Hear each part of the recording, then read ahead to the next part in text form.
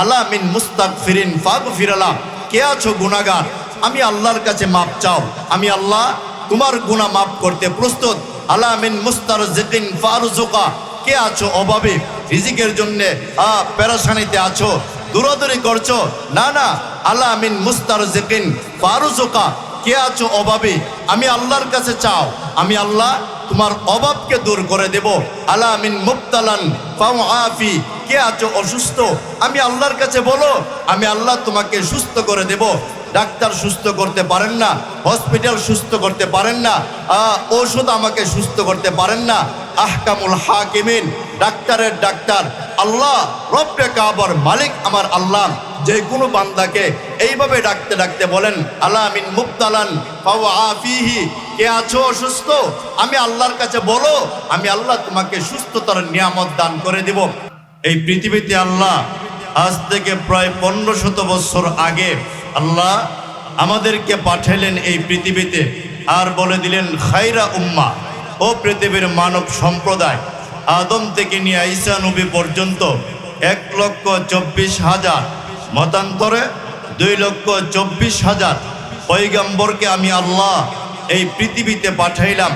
সমস্ত নবীদের মধ্যে আমার নবী মুহাম্মাদুর রাসূলুল্লাহ সাল্লাল্লাহু আলাইহি ওয়াসাল্লাম, তিনি হইলেন শ্রেষ্ঠ।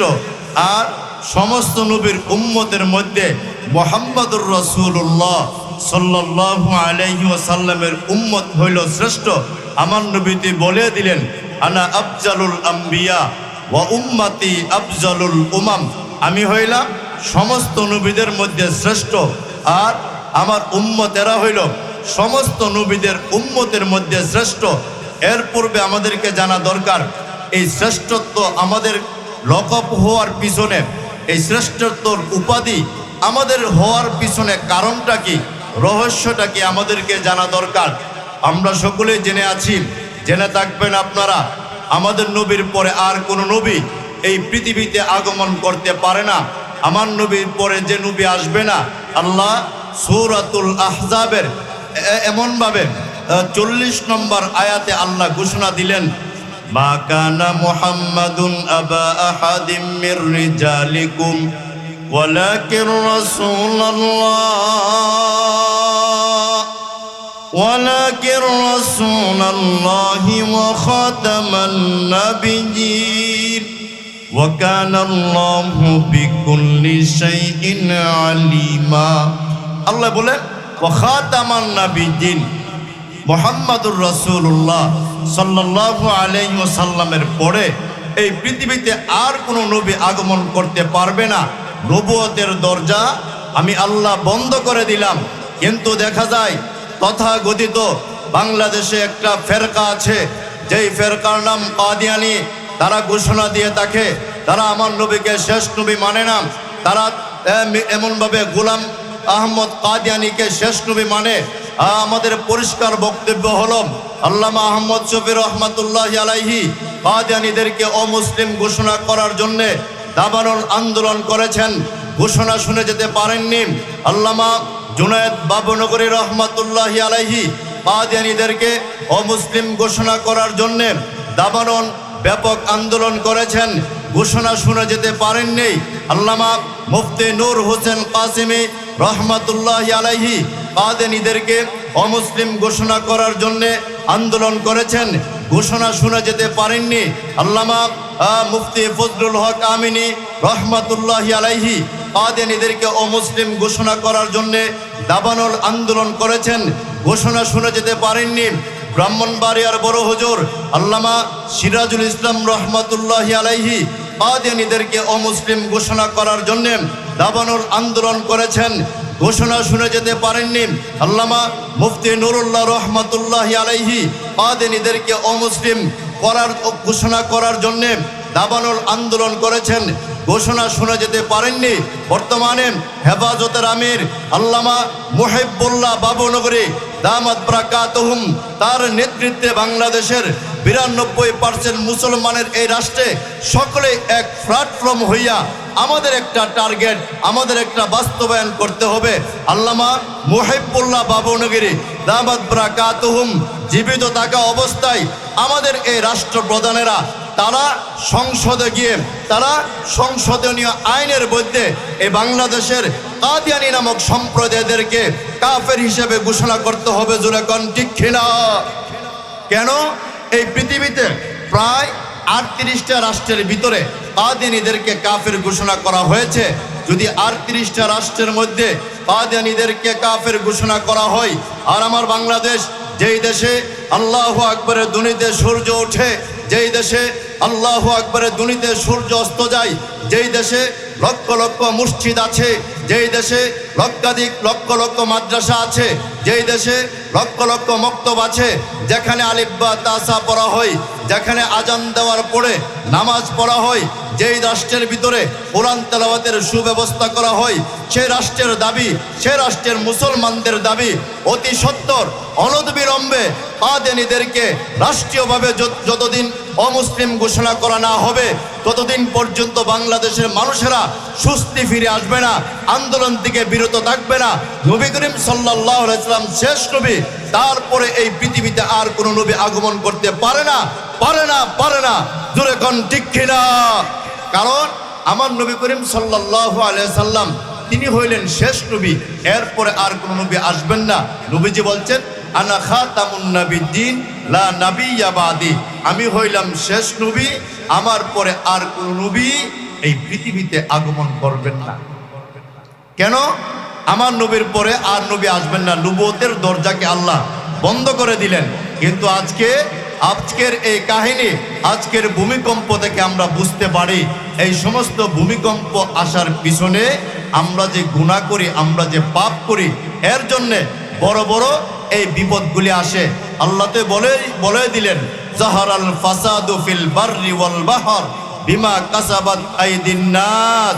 ও মানব সম্প্রদায়, জল এবং স্থলে তোমরা বসবাস করো, তোমাদের গুনার কারণে, গুনার বদলতে আমি আল্লাহ ফাঁকে ফাঁকে তোমাদেরকে ভূমিকম্প নামক বিভিন্ন মুসিবত দিয়ে, জাকুনি দিয়ে আমি আল্লাহ বুঝাই আমার বান্দারে, আমার বান্দিরে, এই পৃথিবীতে তুমি আমি আল্লাহর গুনাহ করতে করতে সীমা অতিক্রম করো না, পাপ করতে করতে সীমা অতিক্রম করো না, শিরকিয়ত করতে করতে সীমা অতিক্রম করে যেও না। তার কারণ হইল এই পৃথিবী আমি আল্লাহ তোমাকে পাঠাইলাম এই পৃথিবীতে আমি আল্লাহর গোলামি করার জন্যে। সুবহানাল্লাহ। কেন আল্লাহর গোলামি করব?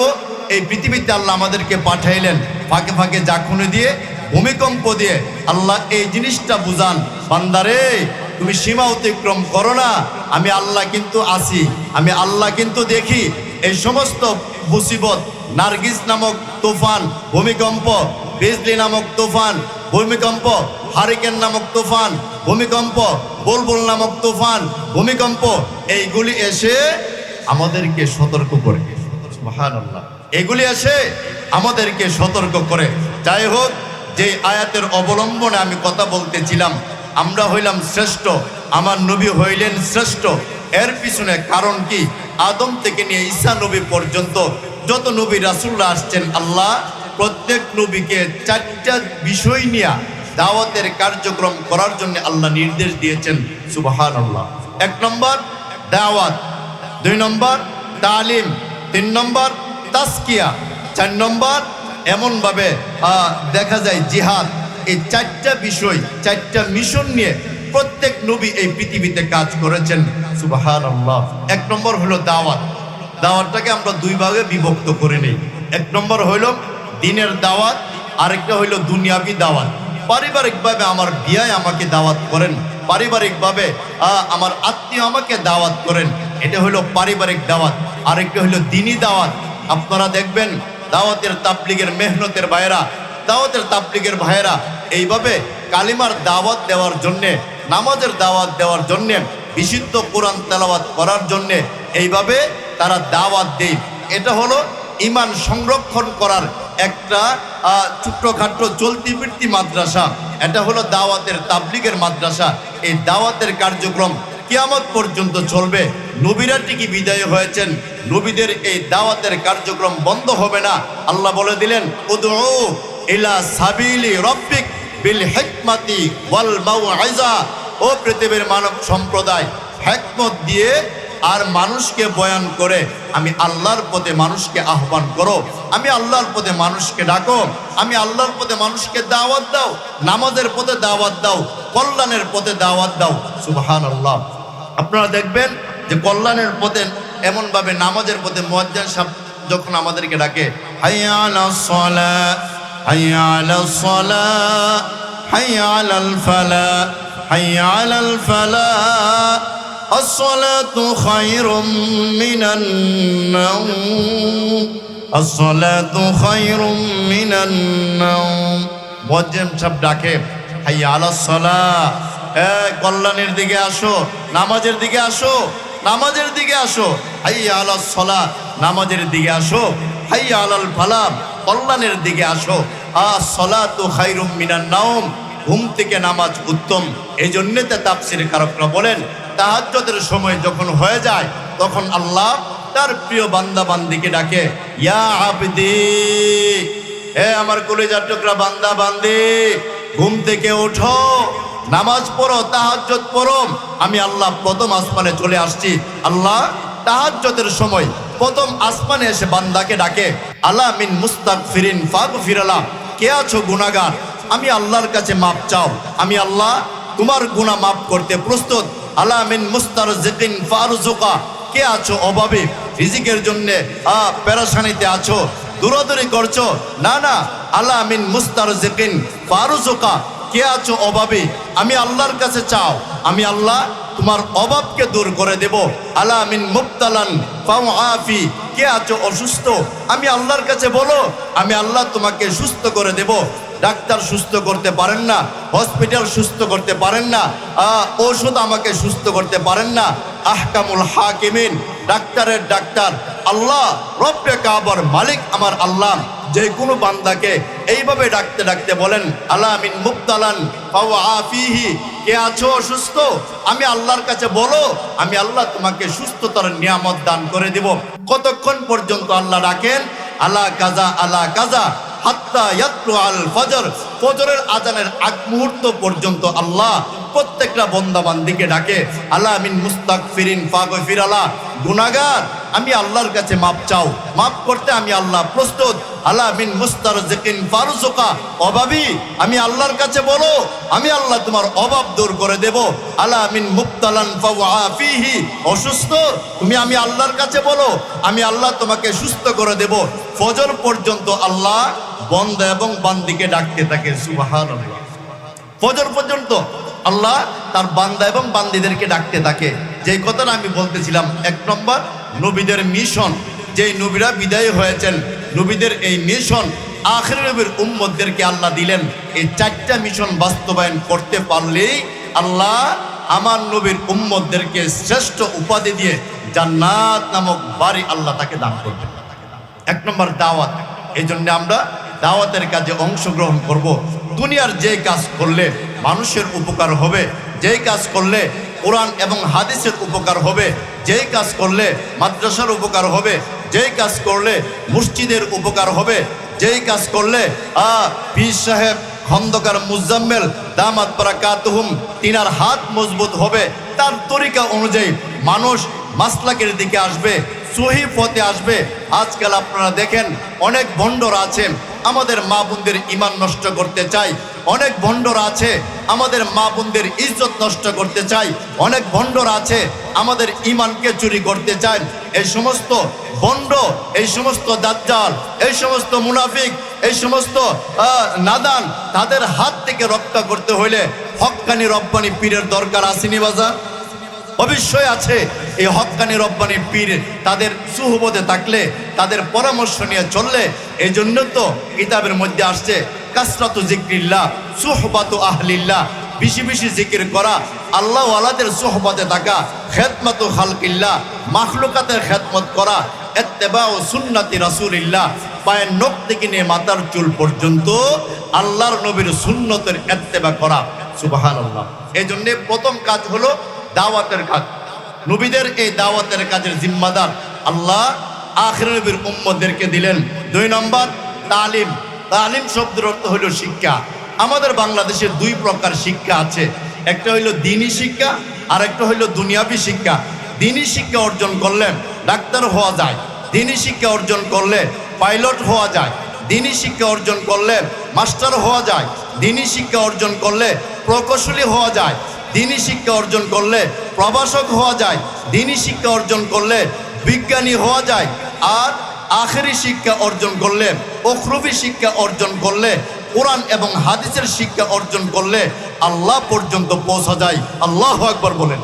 কারণ আমরা এই কথা বলি না যে আপনার সন্তানকে শুধু দিনই শিক্ষা দেন, না, আপনার সন্তান কোরআন পড়নেওয়ালা নামাজি ডাক্তার হবে, আপনার সন্তান কোরআন পড়নেওয়ালা নামাজি ইঞ্জিনিয়ার হবে, আপনার সন্তান কোরআন পড়নেওয়ালা নামাজি ডক্টর হবে, আপনার সন্তান কোরআন পড়নেওয়ালা নামাজি প্রকৌশলী হবে, আপনার সন্তান কোরআন পড়নেওয়ালা নামাজি পাইলট হবে, আপনার সন্তান কোরআন পড়নেওয়ালা নামাজি টিচার হবে, আপনার সন্তান কোরআন পড়নেওয়ালা রিক্সা চালক হবে, আপনার সন্তান কোরআন পড়নেওয়ালা প্রাইভেট কার চালক হবে, আপনার সন্তান কোরআন পড়নেওয়ালা ব্যবসায়িক হবে, আপনার সন্তান কোরআন পড়নেওয়ালা একজন সেবক হবে। কি হবে? সর্বপ্রথম যে সন্তানের শিক্ষা আলিফ বা তাসা হবে, এই সন্তান ডাক্তার, প্রফেসর, পাইলট, ইঞ্জিনিয়ার হলেও শেষ বয়সে তার আব্বা আম্মাকে বৃদ্ধাশ্রমে রাখবে না। জোরে কোন ঠিক কিনা? আজও পর্যন্ত কেউ বলতে পারবে না হাফেজ সাহেবের আব্বা আম্মা বৃদ্ধাশ্রমে আছে, আলেম সাহেবের আব্বা আম্মা বৃদ্ধাশ্রমে আছে, মুফতি সাহেবের আব্বা আম্মা বৃদ্ধাশ্রমে আছে। আপনাদের মতো সাধারণ মুসল্লি, আমার সাধারণ মা বোনদের মা বাবা বৃদ্ধাশ্রমে আছে, কেউ প্রমাণ দিতে পারবে না।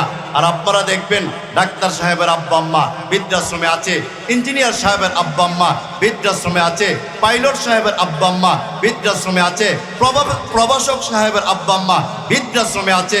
কমসে কম আপনার সন্তান হাফেজ আলেম হলে কষ্ট করে হলেও আপনাকে লালন পালন করবে, বৃদ্ধাশ্রম নিবে না। জোরে কোন ঠিক কিনা? এই জন্য তালিম, শিক্ষা আমরা সকলে প্রতিজ্ঞা করে নেব। রাজাবাড়ি মদিনাতুল উলুম মাদ্রাসা, এই আশেপাশে আমরা যারা আছি, আমার সন্তানকে এই মাদ্রাসায় পড়াবো, আমার সন্তানকে এই মাদ্রাসার একজন ছাত্র হিসেবে আমি তাকে এখানে ভর্তি করাবো, এই মাদ্রাসায় আমি সহযোগিতা করব, এই মাদ্রাসার আলেম ওলামা উস্তাদ প্রিন্সিপাল যারা আছেন তাদের সাথে আমি পরামর্শ রাখবো। এটাও একটা তালিম। এই জন্যে 2 নম্বর হলো তালিম। নবীদের এই অভিমতটা, নবীদের এই মিশনটা আল্লাহ উম্মতকে দান করছেন। 3 নম্বর তাজকিয়া, আত্মশুদ্ধি। এর ব্যাখ্যায় আমি যদি আমার বাসায় বলি নিজেকে ঠিক করে ফেলা, সুবহানাল্লাহ জোরে বলুন। আমি যদি আমাকে ঠিক করে ফেলি তাহলে পুলিশের দরকার নাই, র্যাবের দরকার নাই, চিতার দরকার নাই, এনএসএর দরকার নাই, ডিজিএফ এর দরকার নাই। প্রত্যেকটা মানুষ যদি নিজে ঠিক করে ফেলে, এই মানুষের জন্য আর কোনো বাহিনীর দরকার নাই, স্বয়ং আল্লাহই তার জন্য যথেষ্ট। সুবহানাল্লাহ জোরে বলুন। আর 4 নম্বর জিহাদ। আর জিহাদের কথাটা শুনলে অনেকেরই, যে সমস্ত মানুষেরা মুনাফিক, আল্লাহ এবং তার রাসূলকে দুশমন মনে করে, এরা জিহাদের কথাটা শুনলেই গায়ের মধ্যে আগুন ধরে। জোরে কোন ঠিক কিনা? এরা মনে করে ও জিহাদ, অথচ আল্লাহর নবী 63 বছর জিন্দেগিতে 27টা যুদ্ধের মধ্যে আমার নবী নিজে অংশগ্রহণ করেছেন। সুবহানাল্লাহ জোরে কোন। অথচ আমরা এই কথাটা বিশ্বাস করি।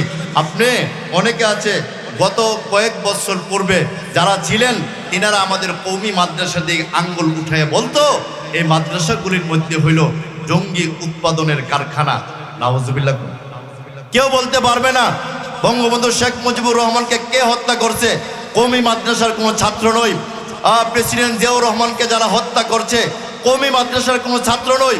জাতীয় 4 নেতাকে হত্যা করা হয়েছে, কওমি মাদ্রাসার কোনো ছাত্র নেই। আপনারা দেখবেন বিডিআর বিদ্রোহ হয়েছে, 57 জন অফিসারকে হত্যা করা হয়েছে, সেখানে মাদ্রাসার কোনো ছাত্র নেই। নারায়ণগঞ্জে 7 মার্ডার হয়েছে, সেখানে কোনো মাদ্রাসার ছাত্র নেই। এমনকি ঐশী নামক কুলাঙ্গার তার মা বাবাকে জবাই করে গলা আলাদা করে হত্যা করা হয়েছে, সেখানে মাদ্রাসার কোনো ছাত্র নেই। আপনারা বুঝে শুনে দেখবেন মাদ্রাসার ছাত্রদের ভিতরে সন্ত্রাসগিরি নাই, মাদ্রাসার ছাত্রদের মধ্যে আছে আল্লাহ নবীর আদর্শ, আল্লাহ এবং তার রাসূলের আদর্শিক বাস্তবায়নের নমুনা। জোরে কোন ঠিক কিনা? আপনি দেখবেন একজন মাদ্রাসার ছাত্র, একজন আলেম, একজন মুফতি মুফাসসির, তার চলাফেরার ধরন একরকম। আর যারা অন্য শিক্ষায় শিক্ষিত, অন্য দলের নেতা, তাদের চলাফেরার যে লাইনটা আছে এটাই আরেক রকম। যাই হোক, যে কথাটা আমি সংক্ষিপ্তে বুঝাইতে চাইলাম সেটা হলো নবী বিদায় হয়েছেন। প্রত্যেক নবীদের 4টা মিশন ছিলেন। আল্লাহ আমার নবী আসার আগ পর্যন্ত এই 4টা মিশনকে আল্লাহ নবী দ্বারা এই পৃথিবীতে বাস্তবায়ন করাইলেন। আমার নবী চলে যাওয়ার পরে আল্লাহ বললেন, নবী গো, ও নবী, আপনি বিদায় হয়ে গেলে নবীদের এই 4টা মিশন আমি আল্লাহ আপনার উম্মতকে হাদিয়া দান করলাম। সুবহানাল্লাহ পড়েন। এই জন্যে অনেক উম্মতেরা আদম পয়গম্বর উম্মতেরা এসে বলবে, আল্লাহ 1000 বছর নেক আমল করলাম, আগে কেন জান্নাতে যেতে দিবেন না? নূহ নবীর উম্মত এসে বলবে, আল্লাহ 950 বছর আগে 950 বছর পর্যন্ত ইবাদত করলাম, আগে কেন জান্নাতে দিবেন না? মুসা পয়গম্বর উম্মত এসে বলবে, আল্লাহ 750 বছর পর্যন্ত নেক আমল করলাম, আগে কেন জান্নাতে দিবেন না? ইব্রাহিম পয়গম্বর উম্মত এসে বলবে, আল্লাহ 850 বছর ইবাদত করলাম, আগে কেন জান্নাতে দিবেন না? ঈসা নবীর উম্মতেরা এসে বলবে, আল্লাহ 550 বছর নেক আমল করলাম, আগে কেন জান্নাতে দিবেন না? আখিরি নবীর উম্মত 70-80 বছর জিন্দেগির হায়াত, তারে কেন আগে জান্নাতে দিবেন? তখন আল্লাহ কাবার মালিক আমার আল্লাহ জান্নাতি কণ্ঠে বলবেন, উম্মতেরা রে, তোমরা 1000 বছর, 950 বছর, 850 বছর, 650 বছর, 550 বছর নেক আমল করেছো, নবীর দায়িত্ব পালন করো নাই। কিন্তু আখিরি নবীর উম্মতেরা নেক আমলও করেছে। নবীদের ও যে উম্মত আখির নবীর উম্মতেরা নবীদের যে মিশন আছে, তারা নেক আমলের মাধ্যমে নবীদের 4টা মিশন পৃথিবীতে বাস্তবায়ন করার কারণে আমি আল্লাহ আখির নবীর উম্মতদেরকে আগে জান্নাতে যাওয়ার পারমিশন দান করলাম। সুবহানাল্লাহ পড়ে। এই জন্য আমরা বুঝতে পারলাম নবীরা বিদায় হয়েছেন, কিন্তু নবীদের মিশনের দায়িত্ব আমাদের কাঁধে দিয়েছেন কে? আরো জোরে বলেন কে? আল্লাহ। 1 নম্বর হলো দাওয়াত। এই দাওয়াতের কাজে আমরা অংশগ্রহণ করব। এটা দুনিয়ারও ফায়দা হবে, পরকালেরও ফায়দা হবে। 2 নম্বর তালিম, শিক্ষা। দিনী শিক্ষার পাশাপাশি আমি দুনিয়ার শিক্ষা অর্জন করব। 3 নম্বর তাজকিয়া, আত্মশুদ্ধি। আমি নিজে পবিত্র বানাবো, আমি আমার দোষ ধরবো, আমি নিজে ঠিক করে ফেলবো। 4 নম্বর জিহাদ, কোরআন এবং হাদিস, ইসলাম এবং ঈমান রক্ষা করার জন্য যখনই যেখানে হক্কানি রব্বানি আলেমেরা, এমনভাবে দেখা যায় আমাদের বাংলাদেশের শীর্ষ উলামায়ে কেরাম, সাধারণ মুসল্লিরা যখনই ঈমান আকীদা সংরক্ষণ করার জন্য ডাক দিবেন, আমরা স্বতঃস্ফূর্তভাবে সেখানে উপস্থিত হব। স্বতঃস্ফূর্তভাবে আমরা সেখানে এসে ঈমান, ইসলাম আর বিশ্বনবীর সম্মানকে উত্তীর্ণ করা রাখার জন্যে যে কোনো সময় আলেম ওলামারা ডাক দিলে আমরা যাবো তো ইনশাল্লাহ? ইনশাল্লাহ যাবো তো? নারে তাকবীর। কোরআন সুন্নাহ যেখানে, আলেম ওলামা যেখানে, হক্কানি রব্বানি পীর সাহেবরা যেখানে, আমরা আছি সেখানে। আমার সর্বশেষ কথা হলো, আমরা শ্রেষ্ঠ নবীর শ্রেষ্ঠ উম্মত হইয়া এই পৃথিবীতে আসলাম 2টা কাজ। 1 নম্বর তা'মুরুনা বিল মারুফ, ভালো কাজ নিজে করা আর ভালো কাজের আদেশ দেওয়া। ওয়া তানহাউনা আনিল মুনকার, খারাপ কাজ থেকে নিজে বিরত থাকা, খারাপ কাজ অন্যরা করলে সেটা বারণ করা। এই জন্য আল্লাহ তাআলা আমাদের সকলকে নবিয়ানা, নবীদের জিন্দেগির 4টা মিশন, দাওয়াত, তালিম, তাজকিয়া, জিহাদ, এই 4টা মিশন অর্জন করে শ্রেষ্ঠ নবীর শ্রেষ্ঠ উম্মতের উপাধি অর্জন করে আল্লাহ এবং তার রাসূলকে খুশি করে সূরা আলে ইমরানের 110 নম্বর আয়াতের অবলম্বনে আমরা যেন আমাদের হায়াতটুকু কাটাইতে পারি। আল্লাহ আমাকে এবং আপনাদেরকে সেই তৌফিক দান করুন।